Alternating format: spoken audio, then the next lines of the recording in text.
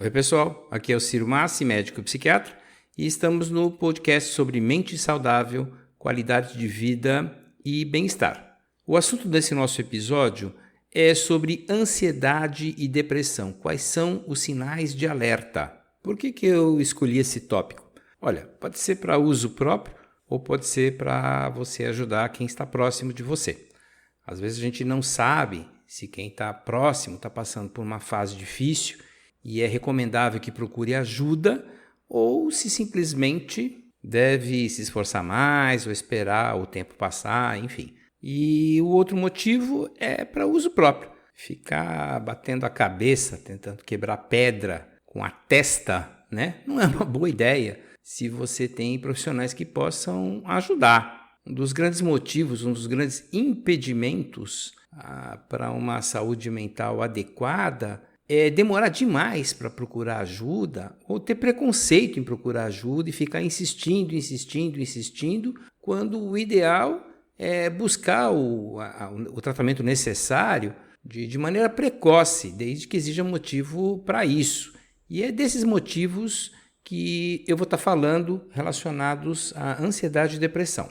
É muito comum que a ansiedade e a depressão aconteçam simultaneamente, mas elas têm várias diferenças. A ansiedade tem como característica principal um estado de preocupação e agitação que debilitam, que desgastam a pessoa. E a depressão, de maneira geral, ela se apresenta por meio de uma tristeza muito grande, um sentimento de inutilidade e desesperança. Então essa é a primeira diferença, em linhas gerais, claro, entre ansiedade e depressão. Um aspecto de que você ou alguém próximo deve buscar auxílio são mudanças nos hábitos de vida. Hábitos como comer, beber ou dormir normalmente ficam alterados, tanto por excesso quanto para redução, e podem ser sinais tanto de ansiedade quanto de depressão. O profissional qualificado vai conseguir diferenciar se se trata, de uma ansiedade ou de uma depressão. Um comprometimento que indica também a necessidade de buscar ajuda é a dificuldade de tomar decisões ou dificuldade de manter a concentração. Tanto a ansiedade quanto a depressão podem afetar o que nós chamamos de funções executivas do cérebro. A ansiedade afeta essas capacidades pela preocupação, se antecipar no tempo, se preocupar antes da hora com que algo possa dar errado.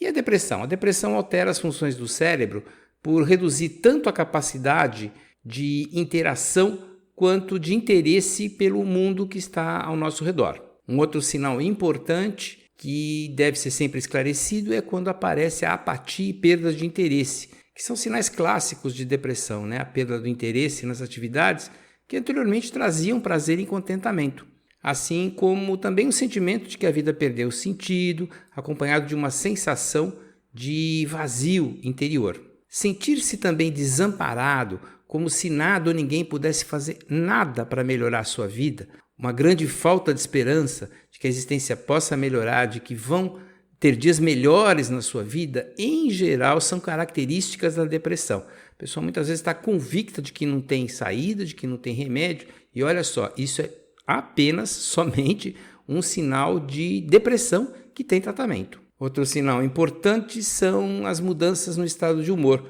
Mudar abruptamente de humor, tanto ficando mais irritado, como se criticando excessivamente, pode ser tanto um sinal de ansiedade quanto de depressão, o que requer investigação e diagnóstico por um especialista. Cansaço, fadiga persistente, pode ser devido a um problema físico, pode ser devido a um problema mental e pode ser devido também à ansiedade e à depressão.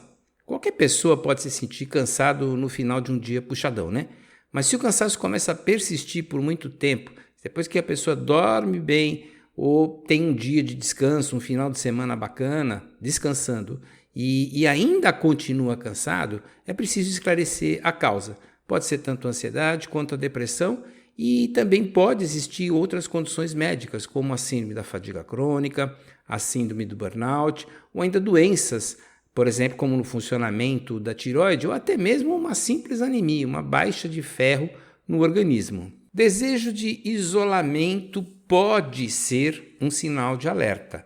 Atualmente as pessoas introvertidas, aquelas que perdem energia com muitas pessoas ao redor, tendem a se recuperar quando ficam sozinhas. Isso não é um sinal de alerta. Para essas pessoas é a normalidade, eles querem realmente ficar sozinhos para recuperar energia. Já os extrovertidos ganham energia na companhia de outras pessoas. Essa diferença das preferências é muito diferente de buscar isolamento porque não tem interesse na vida, de que acha que nada vale a pena, ou por sentir que será, melhor dizendo, muito cansativo interagir com outras pessoas. Esses sinais também levam a uma indicação, uma sugestão, melhor dizendo, de que seja investigado se não está na presença de um transtorno de ansiedade ou transtorno de depressão que requer tratamento. Mas toda ansiedade ou toda tristeza necessita de tratamento? Olha, não mesmo. Tanto a ansiedade quanto a depressão são fenômenos comuns a todos nós, a todas as pessoas, e nem sempre exigem tratamento. Por exemplo, qualquer pessoa, ou a maioria das pessoas, depois de ter uma perda importante, tipo o próprio emprego, a morte de uma pessoa próxima, até mesmo de um pet de estimação, vai ter uma tristeza que é considerada normal. É um período de luto, de recolhimento e que deve ser resolvido dentro de algum tempo. A ansiedade, na verdade, é o preço que nós, seres humanos, pagamos por sermos humanos.